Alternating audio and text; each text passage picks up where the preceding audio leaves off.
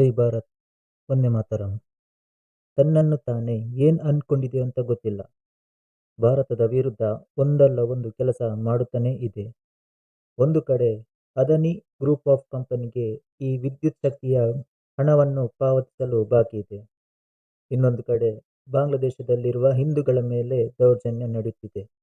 ಇನ್ನು ಬಾಂಗ್ಲಾದೇಶ ಭಾರತಕ್ಕೆ ಕಳುಹಿಸುತ್ತಿರುವ ಈ ಹಿಲ್ಸಾ ಮೀನನ್ನು ತಡೆ ಹಿಡಿದಿದೆ.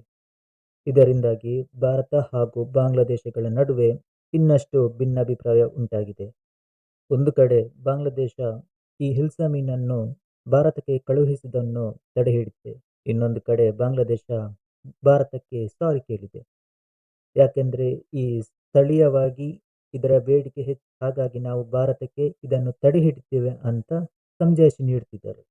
ಇನ್ನು ಈ ಹಿಲ್ಸಾ ಮೀನು ಭಾರತಕ್ಕೆ ಯಾಕೆ ಬೇಕು ಅಂತ ನೋಡುವುದಾದ್ರೆ, ಇನ್ನು ಸ್ವಲ್ಪ ದಿನದ ನಂತರ ಈ ನವರಾತ್ರಿ ಹಬ್ಬ ಶುರುವಾಗುತ್ತೆ. ಈ ನವರಾತ್ರಿ ಹಬ್ಬಕ್ಕೆ ಪಶ್ಚಿಮ ಬಂಗಾಳದಲ್ಲಿ ಗ್ರ್ಯಾಂಡ್ ಆಗಿ ಸೆಲೆಬ್ರೇಷನ್ ಮಾಡ್ತಾರೆ.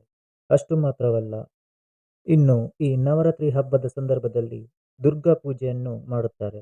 ಈ ಹಿಲ್ಸಾ ಮೀನನ್ನು ಮೀನುಗಳ ರಾಜ ಅಂತಲೇ ಕರೀತಾರೆ. ಇಲ್ಲಿ ಪಶ್ಚಿಮ ಬಂಗಾಳವಾಗಲಿ ಅಥವಾ ಬಾಂಗ್ಲಾದೇಶ ಕಡೆ ಆಗಲಿ ಪ್ರತಿಯೊಂದು ಶುಭ ಕಾರ್ಯಕ್ಕೂ ಈ ಹಿಲ್ಸಾ ಮೀನನ್ನು ಬಳಸುತ್ತಾರೆ. ಇದು ಅಲ್ಲಿಯ ಸಂಪ್ರದಾಯನೂ ಕೂಡ. ಈಗ ನವರಾತ್ರಿ ಹಬ್ಬ ಹತ್ತಿರ ಬರ್ತಾ ಇದೆ. ಈ ಸಂಪ್ರದಾಯದಂತೆ ಪಶ್ಚಿಮ ಬಂಗಾಳಕ್ಕೆ ಈ ಹಿಲ್ಸಾ ಮೀನು ಬೇಕು. ಸುಮಾರು 70% ಹಿಲ್ಸಾ ಮೀನು ಬಾಂಗ್ಲಾದೇಶದ ಭಾಗದಲ್ಲಿದೆ. ಈ ಮೀನು ಭಾರತದಲ್ಲಿ ಕಡಿಮೆ ಸಿಗ್ತದೆ. ಹೀಗಾಗಿ ಪ್ರತಿ ವರ್ಷದಂತೆ ಈ ಹಿಲ್ಸಾ ಮೀನನ್ನು ಬಾಂಗ್ಲಾದೇಶದಿಂದ ಆಮದು ಮಾಡುತ್ತೆ.